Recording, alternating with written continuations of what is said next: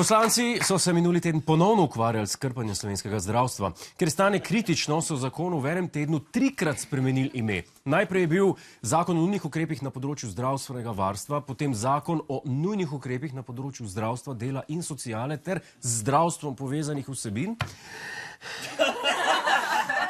Na koncu pa zakon o interventnih ukrepih na področju zdravstva, dela in sociale ter z zdravstvom povezanih vsebin. Dokler niso prestali pri 4. imenu Miki Miška in interventni zakon.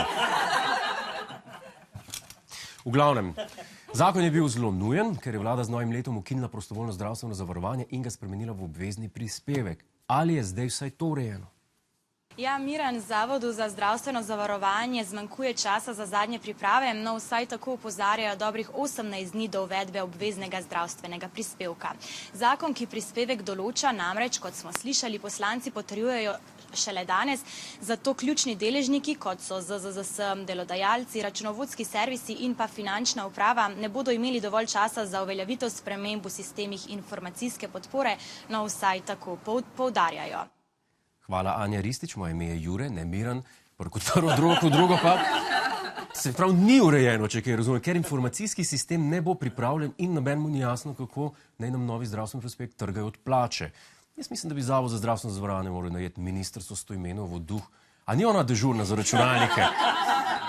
Pa fascikle. Bi to zrihtala, 1, 2, 3. Računalnike. Delalo ne bi nič, ampak bi zrihtala. Point je v zrihtanju. Poleg IT-evcev pa novi obvezni prispevek skrbi tudi opozicijo. Kaj pravijo? Naredili ste to, da bo moral zdaj proračun, toliko v skrbi za javne finance, dodatno namene 200 milijonov evrov letno, da bo ta izguba pokrita. 200 milijonov evrov letno.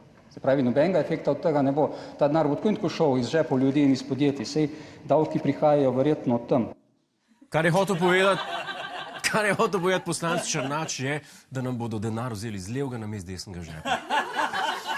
Res bo nižja cifrana položnica za zdravstveno zavarovanje, bodo pa zato zvišali davke. Ali pa zgradili kakšno šolo ali pa cesto manj. Ne vem, od nekje bodo teh 200 milijonov morali vzeti. Ampak pripombe opozicije je v vsakem primeru treba vzeti z rezervo, ker oni dobivajo plačo, da so proti vsemu, kar predlaga vlada. Temu se reče demokracija. Ne poznamo tudi parlamente, kjer so vedno vsi za.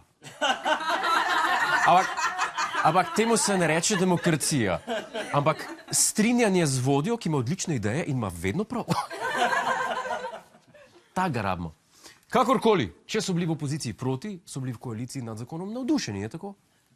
Spoštovani podpredsednik, spoštovana ministrica, kolegice in kolegi, en lep pozdrav.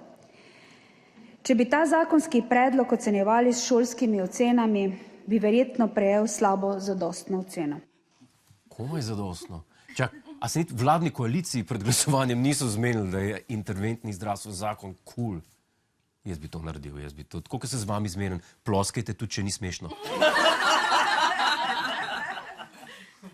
Amateri. V glavnem. Ne. A imamo kakšnega koalicijskega poslanca, ki je nad zakonom res navdušen?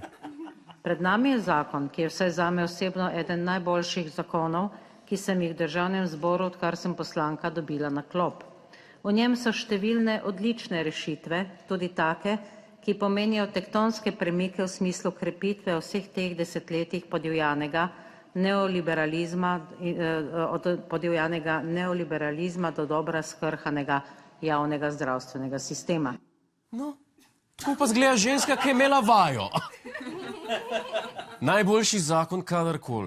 Čeprav to o podivjanem neoliberalizmu, meni se zdi to kot govor iz kakšnega drugega parlamenta. Ne vem.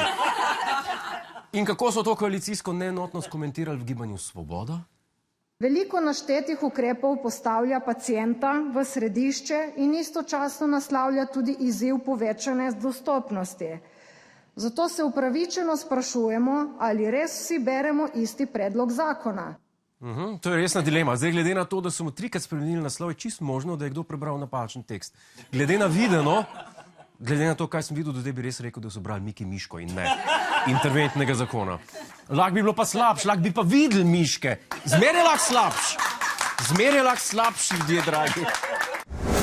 Hej, preden greš, klikni tukaj in se naroči na naš YouTube kanal, malo pa tudi TikTok, Instagram in Facebook. Tako da le urno.